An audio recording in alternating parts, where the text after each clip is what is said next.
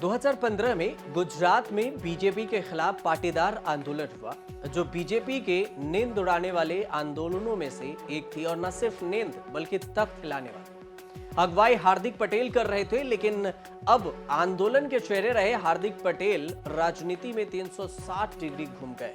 हार्दिक पटेल ने जिस बीजेपी सरकार के खिलाफ आंदोलन शुरू किया, अब उसी बीजेपी के नेता बन गए और गुजरात के वीरगाम में से अभी विधायक भी हैं। बीजेपी में शामिल होने के बाद बीजेपी नेता बनने का फायदा भी हुआ और उन पर जो केस थे वो सरकार वापस ले ली। 2022 में जो हार्दिक पटेल ने चुनावी हल्फनामे में जानकारी दी थी, उसके अनुसार उन पर 22 मुकदमे दर्ज थे। 10 मुकदमे में 11 मामलों में सजा 2 साल से कम की थी। हार्दिक ने मेहसाना जिले के वेसर नगर में 10 मामले का जिक्र किया था, जिसमें ट्रायल कोर्ट ने उन्हें दोषी पाया था। कोर्ट ने 2 साल का और सजा और 50,000 जुर्माने की बात कही थी, लेकिन सुप्रीम कोर्ट ने अप्रैल में ट्रायल कोर्ट के आदेश पर रोक लगा दी। सजा रुक गई और अब गुजरात में पाटीदार आंदोलन के जो प्रमुख चेहरा रहे हार्दिक पटेल, समाज के अनेक लोगों के खिलाफ मामले दर्ज हुए थे और उन पर अब गुजरात सरकार ने 14 आपराधिक मामले, जिनमें 2 राजद्रोह के मामले थे, उसे वापस ले लिया। 1 मार्च 2025 को पारित अपने आदेश में अतिरिक्त सत्र न्यायाधीश MP पुरोहित की कोर्ट ने स्पेशल लोक अभियोजक सुधीर ब्रह्मभट्ट द्वारा हार्दिक पटेल, इसके अलावे चिराग पटेल, केतन पटेल, अल्पेश कथारिया के समेत कई नाम हैं जिस पर से ये मामला वापस लिया। 14 मामले को हटा दिया गया। सरकार जल्द ही नई लिस्ट भी जारी करने की बात कही है कि अब हार्दिक पटेल पर कितने केस दर्ज बाकी हैं, ये भी नई लिस्ट में आएगी। अगर देखें तो सूरत और इसके अलावा गांधीनगर, मेहसाना, इन सभी को मिलाकर देखें तो 14 केस वापस लिए। हार्दिक पटेल पर राजद्रोह के केस जो दर्ज हुए थे वो भी वापस लिए, मतलब अब राजद्रोह का मुकदमा उन पर नहीं चलेगा। पाटीदार आंदोलन के दौरान करीब 300 केस दर्ज हुए थे, जिसमें 270 केस उठाए जा चुके हैं। साल 2015 में पाटीदार आंदोलन के दौरान हार्दिक पटेल और उनके साथियों के खिलाफ राजद्रोह का मामला दर्ज हुआ था। आंदोलन के बाद हार्दिक पटेल कांग्रेस में शामिल हो गए थे और 2022 गुजरात विधानसभा चुनाव से पहले हार्दिक पटेल अहमदाबाद की वीरगाम सीट से चुनाव लड़े और बीजेपी के विधायक बन गए। मौजूदा गुजरात विधानसभा में सबसे कम उम्र के विधायक भी हैं। करीब 9 साल पहले महज 22 साल के एक युवक ने गुजरात की राजनीति में उबाल ला दिया था और ये वही दौर था जब नरेंद्र मोदी भारत के प्रधानमंत्री बन चुके थे और गुजरात में बीजेपी का पूरी तरह से दबदबा था। इसके बावजूद 25 अगस्त 2015 को अहमदाबाद के GMDC मैदान में पाटीदार आरक्षण आंदोलन समिति के महाक्रांति रैली में लाखों लोग जुटे और इसकी मांग थी पाटीदारों यानी पटेलों को OBC में शामिल करना। और इस रैली का नेतृत्व हार्दिक पटेल ने किया। 22 साल उम्र थी और इस रैली ने हार्दिक पटेल के अचानक से राष्ट्रीय स्तर पर सुर्खियों में ला दिया।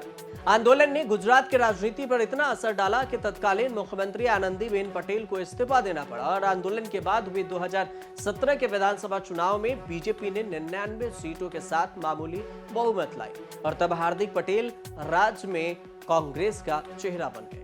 एक समय हार्दिक पटेल को गुजरात कांग्रेस ने अपना कार्यकारी अध्यक्ष बनाया था और 2019 के लोकसभा चुनाव में प्रचार के लिए एक हेलीकॉप्टर भी दिया।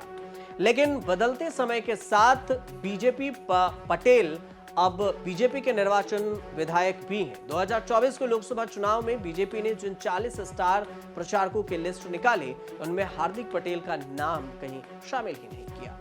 एक और दिलचस्प बात जो सामने आई है कि कभी बीजेपी के धुर विरोधी हुआ करते थे शहला रशीद, JNU के पूर्व छात्रा, देश की राजनीति में नरेंद्र मोदी के उभार के दौरान उनके नीतियों कार्यों के प्रखर आलोचक रही और कुछ सालों के दौरान उनके रुख में भी बदलाव आया और अब वे केंद्र की नीतियों की सराहना करती हैं, खासकर जम्मू कश्मीर से जुड़े फैसलों के संदर्भ में। देश के आंदोलन के गलियारों के पिछले एक सप्ताह में देखें तो 2 खबरें अहम हैं और वो कभी नरेंद्र मोदी की सरकार के खिलाफ मुखर रहने वाले, तीव्र आवाज उठाने वाले, इनमें शहला रशीद का नाम था और दूसरा हार्दिक पटेल का। दोनों पर से केस वापस लिया गया। JNU में 9 फरवरी 2016 को एक घटना हुई थी जहां यूनिवर्सिटी कैंपस में कथित तौर पर देश विरोधी नारे लगाए गए। और इस घटना में छात्र नेता कन्हैया कुमार उमर खालिद को गिरफ्तार किया गया था। शहला ने इन छात्रों के रिहाई के लिए न सिर्फ आंदोलन किया बल्कि इसका नेतृत्व भी किया और इस दौरान वे राष्ट्रीय स्तर पर चर्चा में आई। सांप्रदायिकता, देश में दक्षिणपंथी के राजनीति के उभार, छात्र राजनीति, बीजेपी के तीखे आलोचक शहला अपने विचारों से लोकप्रिय के बीच मुखर हुई और जाने लगी और टीवी चैनल पर भी आई, डिबेट में भी आई। जेएनयू के किसी मामले में लेना देना उनका नहीं रहा और शहला पर कई सारी धाराएं भी लगाई गई थी।